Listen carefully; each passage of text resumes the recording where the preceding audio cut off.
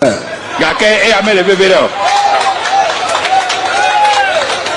in any event, one day you will vote for me and my party. But the color, Togwe Clever Mukata, our vote now, Tigrini. Hello, so, Tommy, I came here this afternoon to express my sympathies and to when I took the oath of office as president, I took the oath of Tabia Heba Center, Semen Cancer Ghana for say, or the Tabia Heba Mixture, Tabia Heba capsules, and now the Abba. Na Unumbia, Ebebwa Pa. Give us Heba Center. Power capsules. Now say advert we don't want fast watch and we are on the Quasia tape we are on the Bbbie. May yummy advert, whom I met to us and maybe. What? Sound somewhere and say. And so we are but no one who said Neduman Y0u. A teacher said the opportunity be a piano or back catches or back kind of boss in some much. Bbbie, I dear when it's him say Sagan and Nina problem not say your friend one or by your papa. Now Akuffo Addo. Sanya mampeni na wotia Bbbie na ya mampeni kura no me hu obi okose Akuffo Addo personal money na me so wagimi wabodam we nipa esra na de se bibi nkokodi we me se okwabro de omuntwe se okasemo my government watch na obiska ho so obiska ni wo there's a good musem so o ma sheda pan chopa no de na kwagina ho what musem se o ma sheda oh, just na kwabna some okeka idie na said the some okeka idie and nkofo bi so di red band bi abobom se wutimi so ma sheda pan chopa na wo mo di na kwa kwagina no nso kwa na ya na dwen se wo kɔ no okotu fun pa de ama wo mo okotu fun e de ama wo mo se mo kura no mo nto abama e ama me etiri mo ho akere mo a I will try my best chebi na motia ne emwa no ensuo no a yiko kan ya wo mo so mo ntibi da no jo mama na komo wo water plant o mo to abama jo mama o mo to abama ndisi enye taxpayers money a busa ho say o mo ka prom this year himfie Bbbie what is say ka prom this year himfie what is say jo mama e complain say time say chebi for nto aba emma no enso o de eye water pump a plant e be o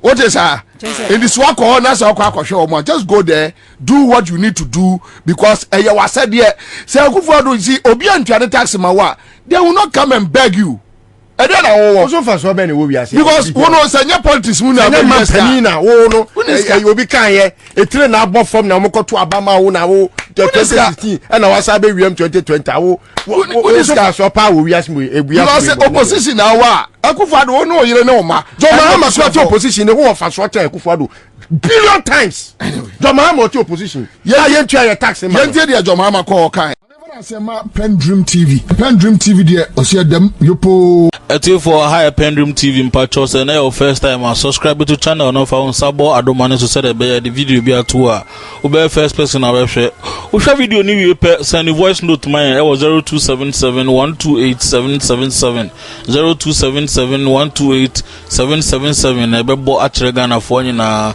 eti for yenko na hwe na video no mra e dey your campaign.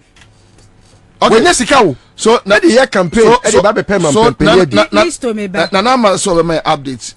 President Akuffo Addo akwa do Voltarians. Yeah, o manfo ehia o. Which side? Northern and also call Anglo side. I saw you side one mo na North K2 side one. That's Anglo side. Yeah, we share him for ne. O manfo yeah, Samuel's village no affect wo mo na kwabna.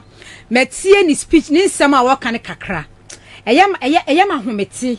Ada was say na nado akogina o sa brebe yi a enkrofo eni atutu aka wonsam wo niema kakra wo ho nyina ase no wogina wo ka kira wo mo say bana wo buy no set up committee no wo USA and as village ni see chief of staff F00l no and wo te ye no buy nti bana wa ba hon wate committee na committee na wate no won hwe se we tu aba maame na we ya nto aba maame afensu kura no eniema bi on beche bia no omunyiyim enhwe MPP fo eno ma hwe NDC fo wono no ebra ye to abama no no a osuaye as a president no when suaye so ye MPP president osuaye so ye Ghana fo nyina president obi nya ne dey obi nya ne dey no aha ogina mu monto abama me nenso no on hwe ho se monto abama o kan sa ense o kwame monto tebunu no o se monto abama me so me hwe ho o se monto abama me monto abama me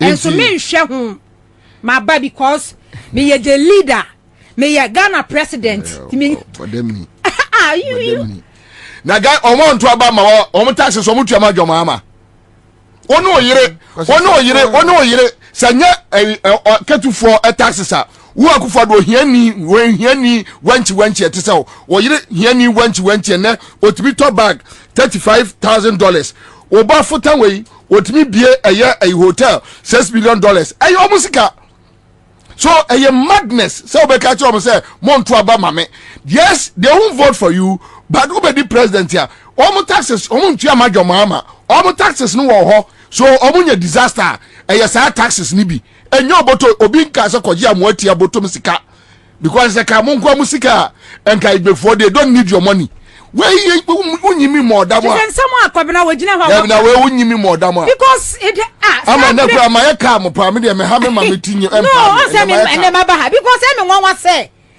se nkrofo wo sa situation we say mu ne nkrofo atwahia ho no na wo address ho na wo kan se mu akira mo say monto abama me de asie no nye ne political nye MPP nye DISASSOCIATES obi begina ha na so ye politics a ono an pen wo ye ne politics me mama ha me ye politics mo manto abama me enso no me swai se Ghana president enso what enti no maba se me ba enso what sansam we ne say and so yeah but no one who said na dwuma no Y0u eti che said the opportunity bi obenya bia no obeka che so obeka kan bo so nsama che Ghana fo Bbbie ade a woni trim ne se Ghana ni nya problem na se ye frɛ no a obeye o papa na wo Akuffo Addo se nya mampani na wote a Bbbie o na ya mampani kura no mi hu obi a okose Akuffo Addo personal money na me so wagimi wabodam we nipa esra na de se bibi nkokodi we me see okwabro de omuntwe se okasemo my government will try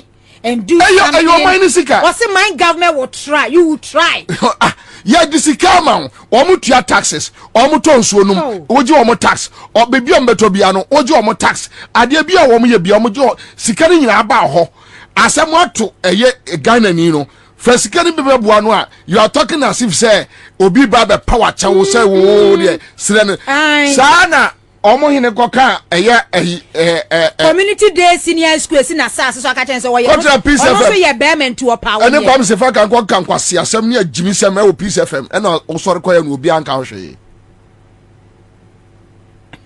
na obi ska ho so obi ska ni wo yes what mu sem so ma sheda pan chopa no de na kwagina ho what mu sem so wo ma sheda da banana bu afu oh just na kwabena sem o ka kan idie na said yan sem o ka kan idie ene nkofo bi so di red band bi abobom se what mu so wo ma sheda pan chopa na wo mu de na kwa kwagina no nso kwa no ya na dwen se wo kɔ no okotu fun pa de ama wo mu okotu fun e de ama wo mu se mo kura no mo nto abama e ama me enti mo ho akire mu a I will try my best Chebi na mo tia ne emwa no nsuo no a yiko kan ya wo mo so mo ntibi da no jo mama na koba wo water plant o to abama jo mama o to abama ndisi enye taxpayers money a busa ho say o mo ka prom this year himfie Bbbie o what is say ka prom this year himfie what is say jo mama e complain say time say Chebi for nto aba emma no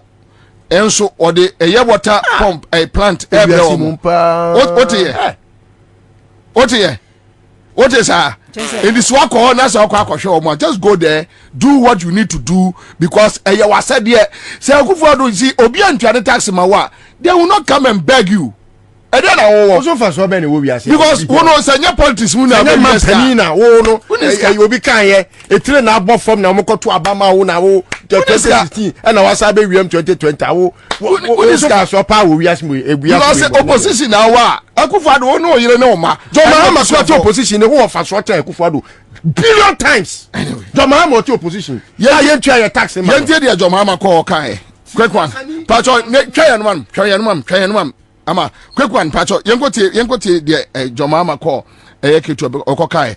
Another issue chief imam ye program Baumia anko Maulid. Because the water is flowing downwards towards Adan and to the estuary and to the sea. We visited the Bbbie substation. It's shut down because it's completely submerged. If you don't shut it down, it can cause major catastrophe. And then the mortuary at the hospital, which had about 300 bodies, they've had to ask all the people, the families, to come and take their bodies out because there's no power. The power has been shut off. And the mortuary is also standing in water. You saw the technical schools to Kombutek. They have a new workshop. It's got all the equipment there. It's all standing in water. The three most affected constituencies are North, Central, and South Dong. And I think that the number of people who have been displaced, especially when we went to the hospital. You saw that the medical personnel have all been evacuated from their quarters and they are seeking shelter in a pavilion in the hospital. So they actually need support, they need help. Our understanding is that the water is not going to rise any further. From what we hear from the DRA engineer, he says they reach the peak of the spillage. So it means that it won't get worse. But it will take time to get better because it will take time for the water to recede and the place to become dry again. We've had unusually heavy rainfalls in the northern part of the country. I was in the north last week and I noticed that the white water had reached its upper limit. And so all that water is coming down to Akuffo. And so the people really need assistance. Unfortunately, my understanding is that Addo has nothing. Happily, we've heard that DRA said they are going to support with some relief. And so I thank DRA and appeal to them that the people are in need, and so whatever relief they want to give, they should expedite that relief so that they can assist people to be able to cope with the current situation. But I think that this message will let the government and the whole of Ghana see what exactly is happening here. It's not just a story that is being told by people, it is the reality of people's lives following the spillage of the Akuffo border. No, so we've been talking to some of the VR officials, and the issue has it that it's not about dredging or desilting the estuary, but the issue is about protecting the Akuffo border. Yes. So, do you think that probably we should have taken life more serious and dredge or desilt the estuary? Things would have get much more better. No, the main problem is from above the dam. It's receiving more inflows than it should normally receive. And when that happens, you have to protect the dam, because if you don't spill, then it's possible that the dam can give way. And if it gives way, it will be more catastrophic all the way down the southern Volta. And so this is not the first time the BRA is spilling at Akuffo. But this seems to be a bit heavier than normal.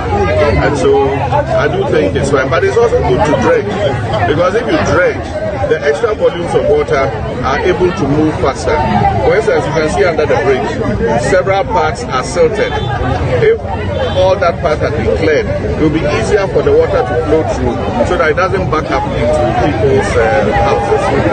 Excellency, have you been briefed on any feasible alternative in terms of spilling and then maybe storing the excesses that we have? Is it feasible? Have you been briefed of any of these things?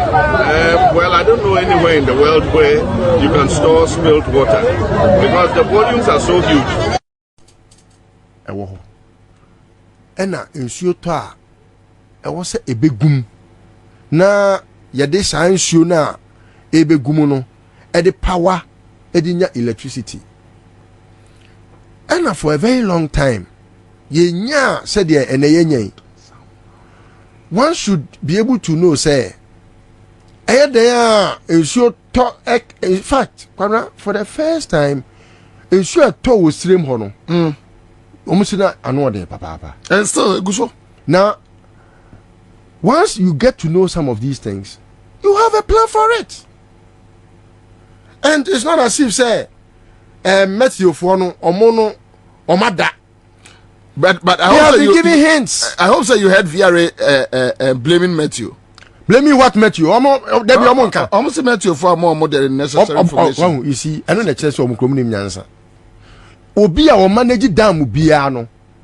Oye obi a 10 bia no. Enya o mukra na wo so o ba wo ho. Wo na wo se 10 bia wo ye den. Wo ko mo na so. Because wo manage dam. Dam na wo manage no. Eye nsuo na wo di ye adwuma. Eti 10 bia na wo se wo make sure say unya the possible rainfall and the you can say the quantum of water ebia ebe pour, and this thing technology abua must say yetimi how we will have a heavy downpour or maybe a drizzle or a big crampa you know a bit to green so na you woman ketu abi. You say technology omo kura na ma fo iPhone ikura no at the click of you are able to tell. And you can tell it even aka since you better on Nigeria. So which means they don't need to necessarily. Now, you come at yourself no. If you reform money metro department. You see one way no money am bu am yo. It's money metro department. And then what are you managing? Because you adwuma na mo ye no. Ensuo akoso mbo mpacho eye omodo. Enye ensuo. By now krano e was saying kamutimi ehu se ebi krampa yensan kreti ebi adam bi o baby foforo in case of where bagre asema aba no de bia ye ka bagre okay say at some point John Mahama nom your madwen say they will create a certain dam bia na ebe to say buffer in case omu bie bagre dam no ni we na then it holds the water for irrigation. It was in their 2016 manifesto. It was there. I see. Nyansa keke wo. Nyansa ke to ebi you apply it because ensuo ne ba ekochi franfuo ne enobai so na ase no. Enti se wo tutu form na utimi to a certain depth bi na ensuo ne ba na ebegumu a kwabena ensuo ne begumu a uni afofi. Yeah. Enkonko se enobai na asase wo Volta region ni asase wo north no eye tabletop land eye flat enti se wo tu kra se bia a mile away watimi atu amna kakraka se Akuffo Addo ede betu sa amna no ode bekwa koye galamsey because I don't know to obenya good na se bi otwe wo di na hin wadu krom hwe ase obi e na apa ne chel se Ghana yenya nyansani bia ni ti so ananim tedwa asabi okekan se hunu ene ye pebi ena Akuffo Addo say mo de mo abesre be se me mo mampani dia ene meko be mampani no but say no kate kumasefo ekwasiasem no okeka no ekwasiasem straight on guys mo go tire straight atwema ayifo kwabrefo Oga Johnson nsre obiara say ai ekwasiasem straight nsre say to abama me. Oh, and maybe I have been of the belief say washeda per se omankofo bufu na ebi krampa bibi ensi no mo fa hu no mo nwane but eno so nkire say ye Ghana for ya so yakoma mu say ye ma ye bufu enya yi no be keka nkwase asem kire mi pani wo mi fi anka wo nyini sei mi donyame me na nanu mo hu say we na de be nyini am ya be di abusu atem na the draw why they come on we what we are saying then straight way to be straight you don't have to say sabi ogu akokra ni mu asehwe kwam na we na me yedidi panifo atem no ogu wo ya akokra na ti wi ase abusa ho senti wa gimi sei obi ato abama wo da bi obi apacho se be na mpani obi apacho when you wo wi ase we mu awapa Akuffo Addo tell say ye pacho be ye mampani man wo we wo bi bada but enkomo a one kwa abrefo kodi ye no Emma clear signal say look membusa mo say me medi mampani eye mo na meto na mo be. Now is that the case? No, but that is the story is now that is how you tell a story of an ingrate. That is what he is telling us that ingrate we are baby to say Kumase the number of votes, but for Kumasi, you will never become a president. Never kwabre for wuka wait. And it's ukrom way kra ukro way for. Debi ukro hu say ukra wo sefa. Debi ukrom unya even 17,000 votes wait ukrom for kra po. And you omo to Obama wa bedi president. Na yesi wo ho. Na wi akokwa anani abo. Wonu abusafo na wi akokwa anani abo. Awies kasa no. Omo ka kire say oh, ya de we asay. Inti ehiamwa, you don't tell them say muna motia na mosom beto ama NDC me famo me nkura mu kokro moti mo betimi akwa NDC enye party. So the point is say omo kura ni o Kumasi Fromponi o na voter region Kumasi Fromponi na voter but yaw I think the VRA guy Ekwebiasum, the guy must go. No, he must go. Kwabra, me no, I don't want to even question Bbbie beyond say yebe pamona free because some of these things now air cost no Kwabra.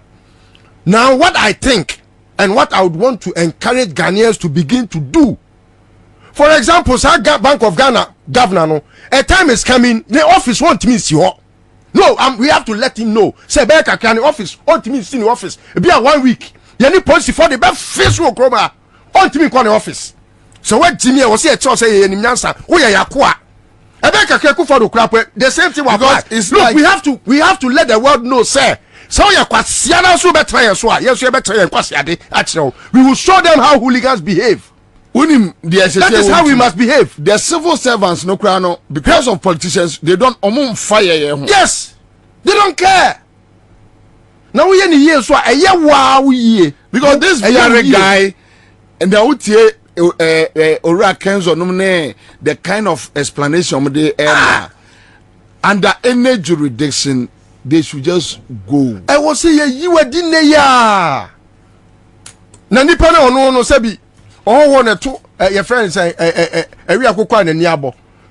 Na enka we akukwa we akukwa funu krampo ye akukwa funu ene mampani akukwa funu we oh one we akukwa anani abo. Na senka sabi me nuanom kwabrefo any voterfo na uye voter ni a ye keka mafunu ne keka madampan ya na wahwe wabrabo hwe kwase yakasa we na ohini mu a timi begina wanim srese me pa chaw se omampani beye adwuma na dwoma ha meye wanwie betoa so na nkola nya suku nko we kwase akeka okeka the other time I think so many na Krobo one of the towns Yabua Mekakra say so many ohene no say wa father assassin to metu o mu school dan kono. Oh, last time no drive na metro is so many na Bbbie or him this year ni wo kon kon right? Yes. Kon enya ningo honum Bbbie no. O de kwa Akosomo road. Yes. Akosomo road right? We no nya kon we ho. So me feel good. Anyway, me you know you good pa why had yeah but quick one yankwanko hwe jomama appear ewo Maulid right Maulid that is nkomsini Muhammad sallallahu alaihi wasallam ami na ne na fashe chief imam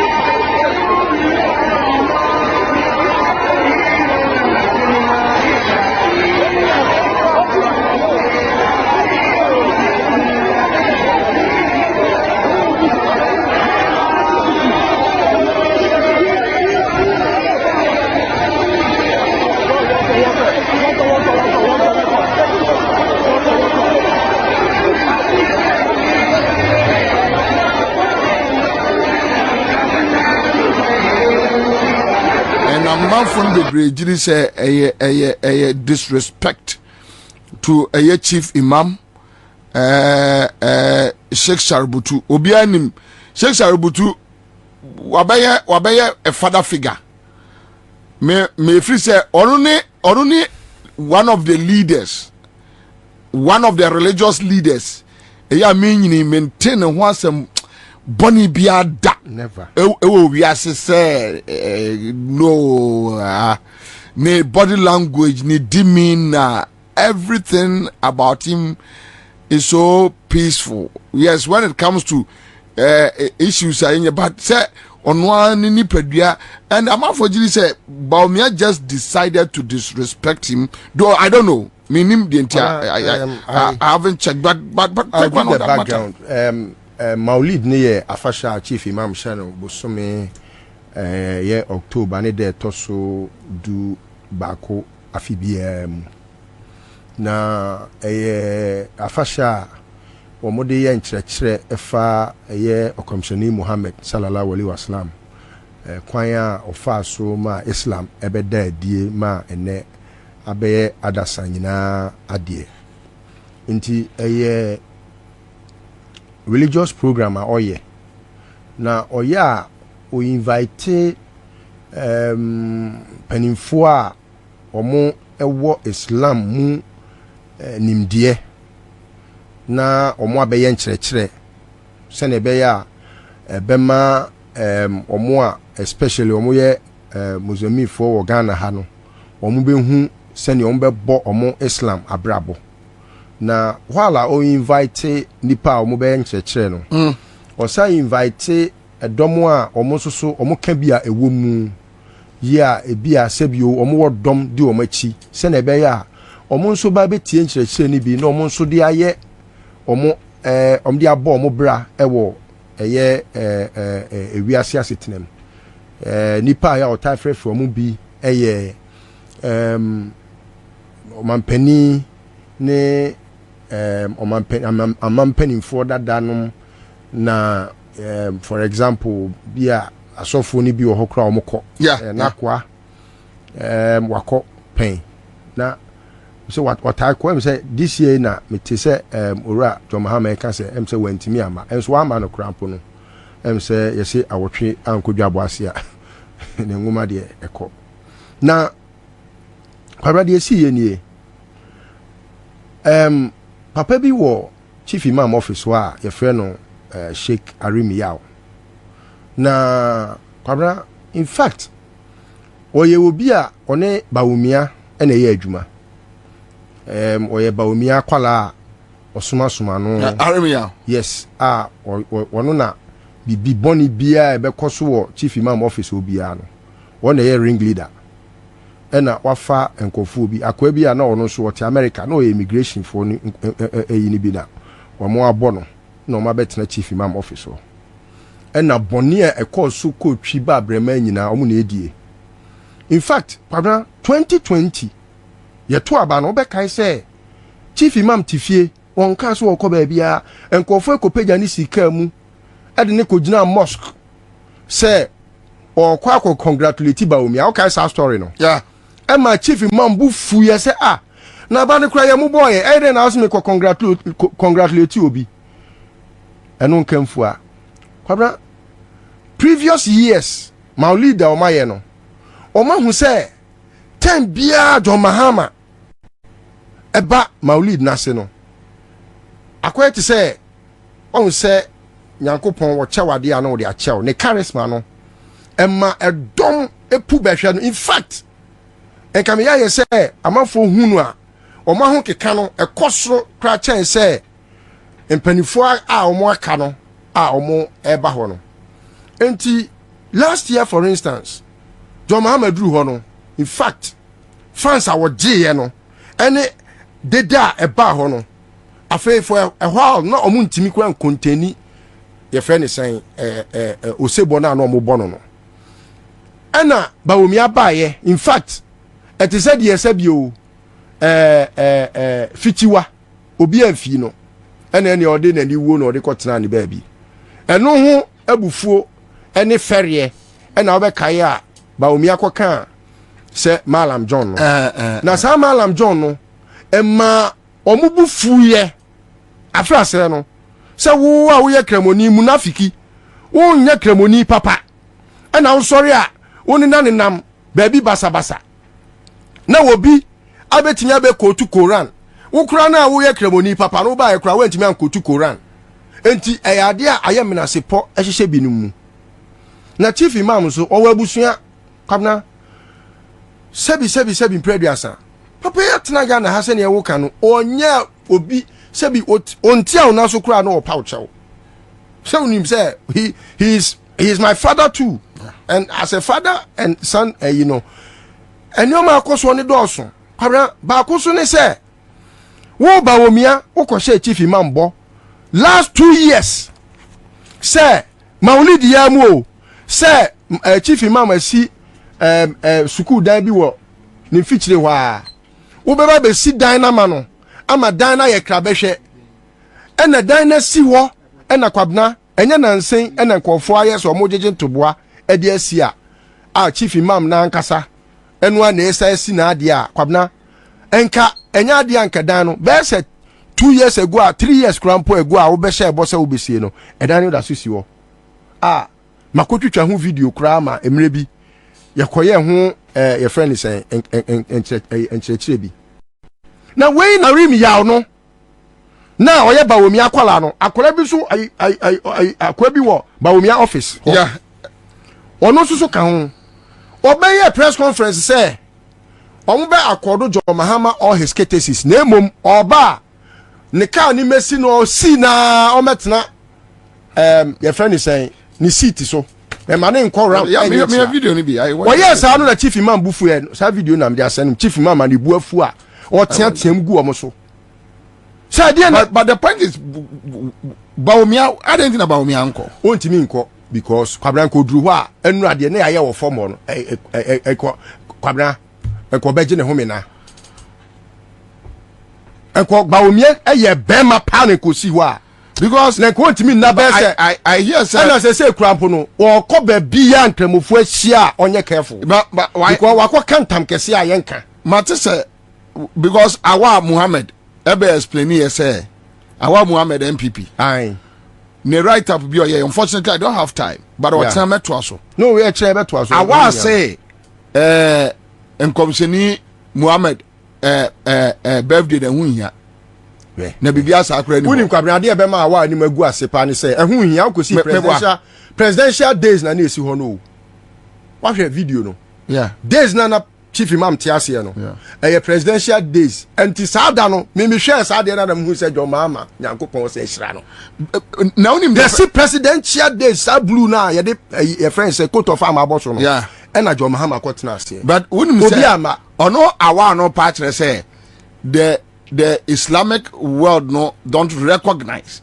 the Maulid enti chief imam nim nyansa enti ono Awa Muhammad say ono nim nyansa chen chief imam yeda na say yengote na Akuffo Addo ewo kita ewie ya okoye no ensem basa so de ko odododio no ono aka so akasa basa no de bi ko ho and yenkonko tie the quick one opposite near draw in booster ba Mr. ya no bi when I took the oath of office as president, I took the oath of office as president of every single individual in Ghana. Keme katem atam avec du kolala mekede amesia mele Ghana du kome ben kome. Of all peoples in Ghana, all districts. Amesia mele Ghana, nuto sia de mele Ghana. And whether they voted for me or not, once I have taken the oath, I am the president of all the people. Ta ameyo vote na imo vote na yo katala elebe ya po opera yan obonewe. So Bbbie, you and your elders, I want the people here, you, beginning with you and the elders, to understand that when something like this happens and government acts, government is acting for Ghanaians, all Ghanaians.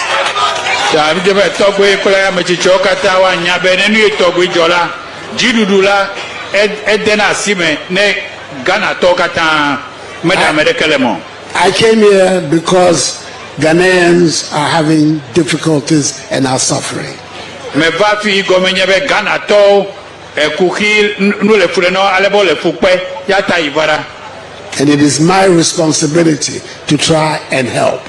Ibe doda sie nyebe ya jagbagba akpede miaun. Because if it's a question of counting who votes for me and who doesn't vote for me, I shouldn't be here because you don't vote for me.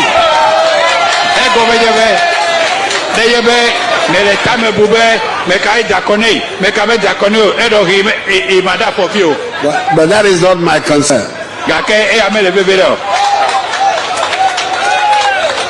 And in any event, one day you will vote for me and my party. Bedekala togwe kuleba mukata wa vote na tiglinyi elolo amba. So Tommy, I came here this afternoon to express my sympathies and to when I took the oath of office as president, I took the oath of Tabia Heba Center, Semen Cancer Ghana for say, or the Tabia Heba Mixture, Tabia Heba capsules, and now the Abba. Na Unumbia, Ebebwa Pa, give us Heba Center. Power capsules, now say advert, we don't want fast watch our day we are on the Quasia tape we are on the Bbbie. May yummy advert, whom I met to us, I think maybe. Do a tape for channel or share video. We also a PENDREAM TV in Pacho. What share we? I didn't share be our video in Humbiano send my 0277128777 0277128777 WhatsApp number to send your voice nebra nebebo magana for you na wonka. Dedi kama mamena PENDREAM TV ase. Na so far so good. Say open online portal e wo Ghana. Ah nipa share, nipa follow, nipa comment here. To my best of knowledge, without any biases, PENDREAM TV.